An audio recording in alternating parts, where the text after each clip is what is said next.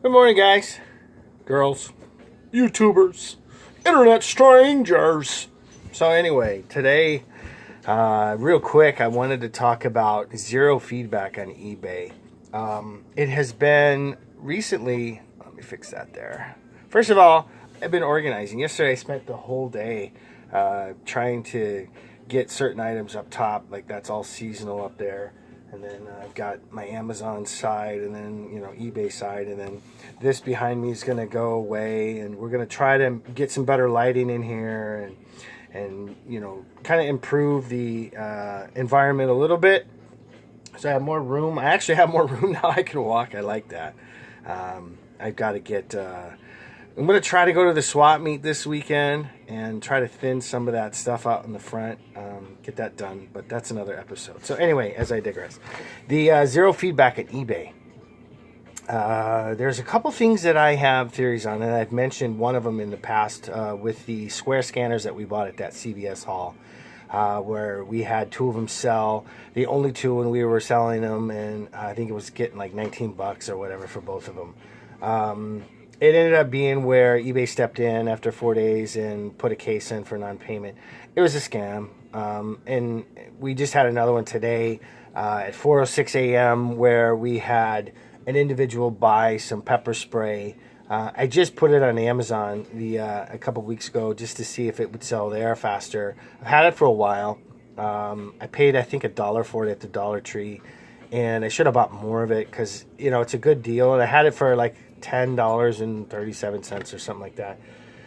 So I sent a message to the buyer, and it just said basically, thank you for your purchase, awaiting your payment to be cleared. So that was my way of trying to see whether or not it wasn't a new buyer or a new buyer. It could have been a scammer, and usually for something like that, scammers not going to waste their time with. If it was a new buyer trying to buy something, maybe they'll send me a message saying, yeah, I'm going to pay. But what I find odd is like it was a buy it now kind of thing, and then how is it possible?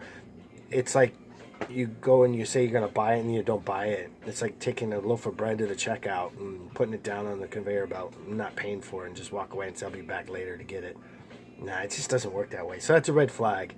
Now, there's a lot of possibilities and avenues that you could look at, but it could be a new buyer. Obviously, it's a scammer. Obviously, or it could be a seller with a new account trying to establish feedback, because a lot of times we won't want to sell or we don't want to buy from somebody that has a zero feedback. So those are possibilities. So the only thing I can recommend is, if you come across this, is send them a message. Be nice about it. Keep it short.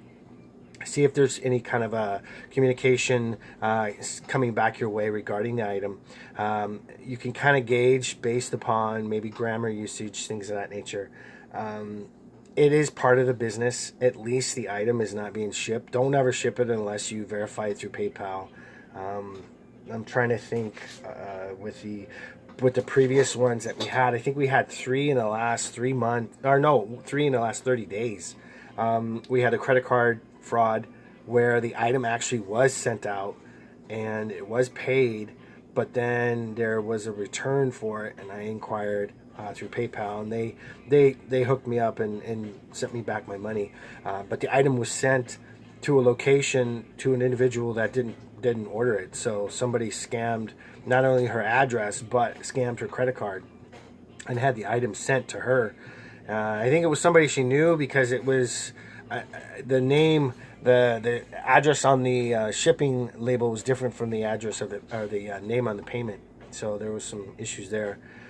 And then we had the scanners, the square scanners that we had to relist, and then today the pepper spray. So those last two items, all three of them were actually relatively inexpensive. I mean, I know the camera one that I sent out, I paid like $9.99 for it. It sells for like $69, and we sold it for like $34. So we made a little money on it, but sometimes you're going to end up probably taking a loss in your products if it is a fraud. These last couple items, I think we only paid like $2.75 for the scanners and 99 cents for this pepper spray. Now here's my theory. And I'll go at this.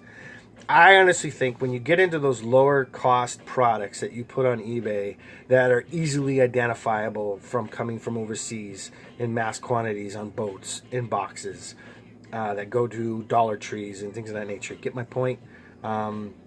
Those are items that those individuals over there maybe going on eBay, setting up these accounts and going through and picking out their competitors. I really strongly believe this, because I'm thinking, like, in a business mind, how are you going to eliminate your competitor? The only way to eliminate them without causing severe harm, physical harm, is to buy them out competitively, whether it be undercutting them or, personally, physically buying their products. So one way that an individual can take advantage on eBay to sell an item that's identical to your item is to go in and set up a fake account and go around and buy up all the items around your item, okay? And then their item is the only one sitting there. And then customers are drawn into it while you're waiting 4 days for eBay to do their thing. So I'm not, I'm not happy about it, but I'm not sad about it. I really don't care what people think. Like, people with zero feedback should be able to do it. I mean, we were all there at one point. I get it. One way to go around it is to send a message and say, hey, are you the real deal? And don't say it like that, but, send them a nice message. But honestly, I don't think zero feedback should be allowed to bid on certain things. I mean, I'm going to be starting up on another account, and it's going to be a public one. And I'm going to have to start from zero. And I'm going to have to buy a couple things, if not quite a few things, to establish feedback. The human body has a brain that does not work in the feedback world, because I have sold thousands of items and over the years, and people don't leave feedback, and I usually don't put in feedback until the payment has been cleared after the 30 days, and I go in and I put a simple feedback for the buyer.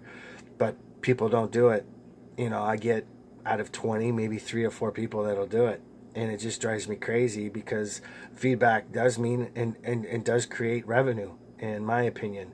Same with Amazon right now. Feedback is such a problem that I have sold probably over 20 items so far since we started, and not one person has given feedback.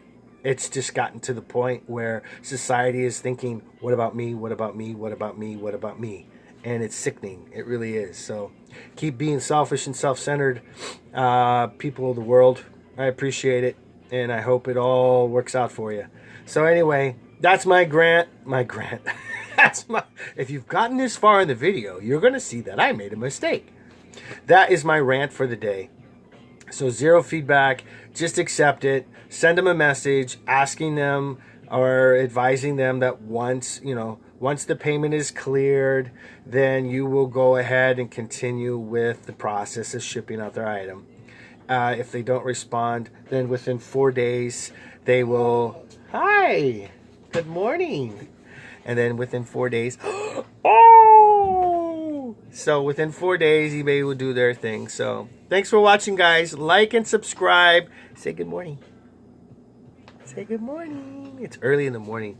So we got to go. We got to get the babies ready. I love you. Everything I'm doing right now is for you. You understand that? Okay, love you. Okay, guys. Like and subscribe. Appreciate it.